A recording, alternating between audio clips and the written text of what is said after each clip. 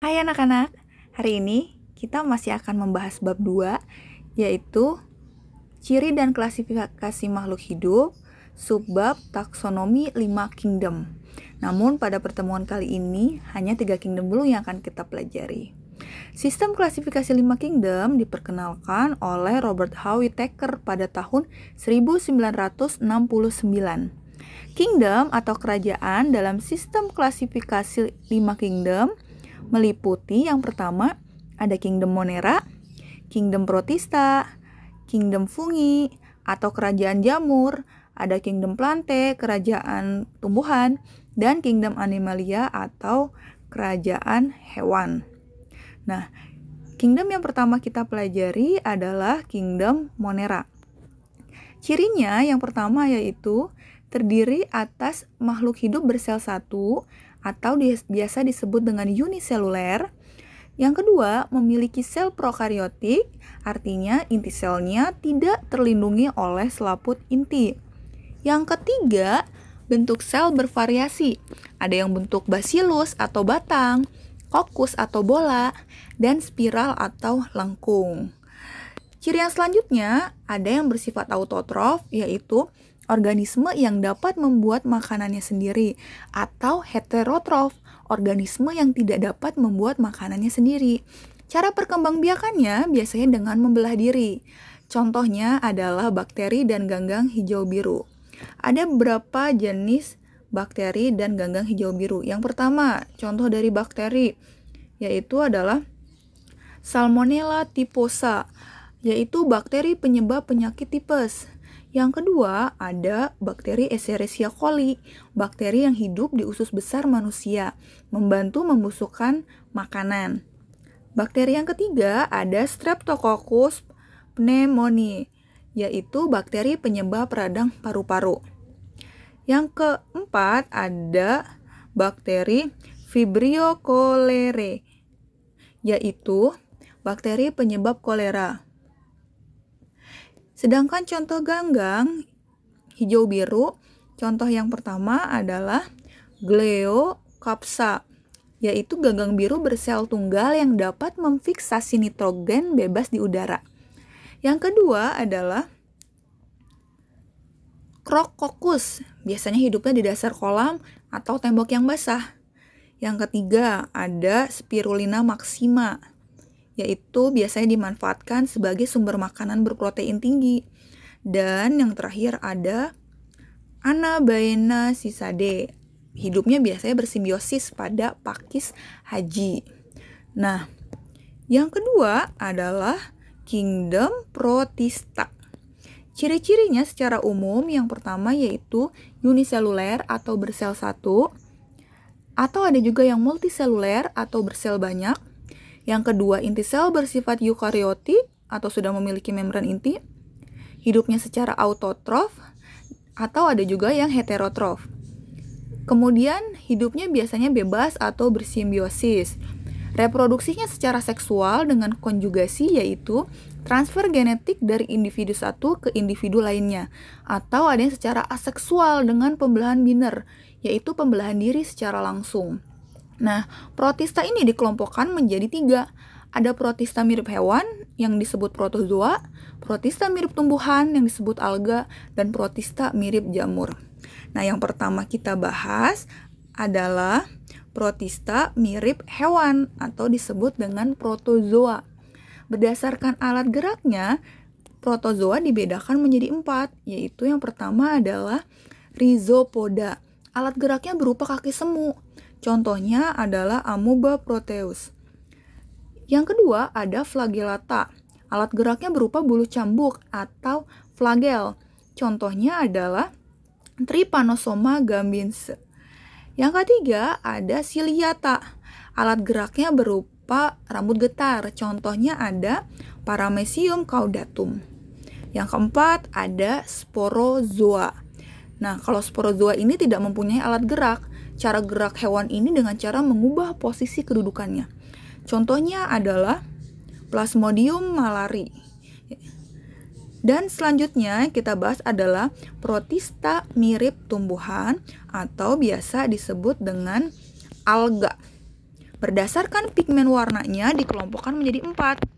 Yang pertama ada Chlorophyta, yaitu alga hijau. Contohnya di sini adalah gambar dari Spirogyra sp. Tapi selain itu ada contoh lainnya yaitu Chlorella sp, Ulva sp, dan Chlamydomonas sp. Yang kedua ada Chrysophyta, yaitu alga keemasan. Contoh yang diambil di sini adalah Navicula. Contoh lainnya ada Pinolaria, Silotella, dan lain-lain.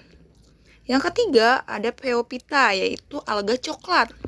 Contohnya adalah Sargassum, atau ada juga contoh lainnya Laminaria. Nah, biasanya digunakan dalam pembuatan kosmetik dan bahan obat. Yang keempat ada Rhodophyta. Contohnya adalah Eczema spinosum. Nah, untuk alga merah ini biasanya sebagai penghasil agar-agar. Selain contoh Eczema spinosum, ada juga contoh lain yaitu Gelidium. Yang ketiga ada Protista mirip jamur. Nah, kelompok jamur yang masuk dalam kingdom Protista yaitu yang pertama adalah Myxomycota, yaitu jamur lendir. Contohnya ada Fusarium polycephalum, ada contoh lainnya Arsyria, Dictyostelium. Nah, yang kedua ada kelompok Oomycota. Contoh yang diambil di sini adalah untuk Oomycota itu kan adalah jamur air. Contohnya ada Phytophthora infestans. Atau contoh lainnya juga ada Saprolegnia dan Pythium. Nah, itu adalah berbagai jenis Protista. Sekarang kita masuk ke yang ketiga, yaitu adalah Kingdom Fungi atau kerajaan fungi. Ciri-cirinya yang pertama, jamur tersusun atas benang-benang hifa. Hifa bercabang akan membentuk miselium. Yang kedua, sel eukariotik, kemudian uniseluler, ada juga yang multiseluler. Yang keempat, dinding sel terbuat dari zat kitin. Yang kelima, tidak memiliki klorofil. Itu kenapa jamur tidak dimasukkan ke dalam kingdom plante atau kerajaan tumbuhan. Karena jamur tidak memiliki klorofil. Sehingga jamur dibuatkan kingdomnya sendiri, yaitu adalah kingdom fungi. Selanjutnya, reproduksi jamur biasanya dengan spora. Cara memperoleh makanannya, jamur ada yang hidup sebagai saprofit, yaitu menguraikan zat organik, dan ada yang hidup sebagai parasit, yaitu menyerap nutrisi dari organisme yang lain. Nah, jamur dikelompokkan menjadi beberapa kelompok. Yang pertama adalah Zygomycota. Nah, Zygomycota ini biasanya hifanya tidak bersekat. Contohnya di sini ada Rhizopus stolonifer, yaitu jamur yang tumbuh pada roti. Contoh lainnya ada Rhizopus oryzae, jamur yang digunakan pada pembuatan tempe. Kelompok yang kedua adalah Ascomycota. Cirinya hifanya bersekat, berinti, dan banyak atau biasanya bercabang. Contohnya pada gambar ini adalah gambar dari Saccharomyces cerevisiae, yaitu jamur yang digunakan dalam pembuatan minuman keras atau beralkohol. Contoh lainnya adalah Penicillium notatum sebagai penghasil zat antibiotik penisilin. Ada juga Aspergillus swentii, yaitu untuk membuat kecap. Nah, yang ketiga ada Basidiomycota. Basidiomycota biasanya jamurnya berukuran makroskopis atau besar, hifanya bersekat seperti seperti bentuknya menyerupai payung, kipas, dan lembaran. Di sini gambar yang diambil adalah gambar dari Volvariella volvaceae atau nama Latin dari jamur merang. Contoh lainnya ada Agaricus bisporus, yaitu jamur kancing, Auricularia polytricha, jamur kuping, Amanita phalloides, jamur beracun, dan lain-lain. Yang terakhir adalah Deuteromycota. Deuteromycota ini disebut jamur tidak sempurna karena belum diketahui cara perkembangbiakan seksualnya. Contoh yang diambil di sini adalah Epidermophyton flocosum. Nah, yaitu adalah jamur kurap. Ada contoh lainnya yaitu Candida albicans, jamur penyebab sariawan, ada Tine versicolor, yaitu jamur panu. Oke, sekian dulu pembahasan pada materi pembelajaran kali ini. Untuk Kingdom Plante dan Kingdom Animalia kita akan bahas pada pertemuan selanjutnya.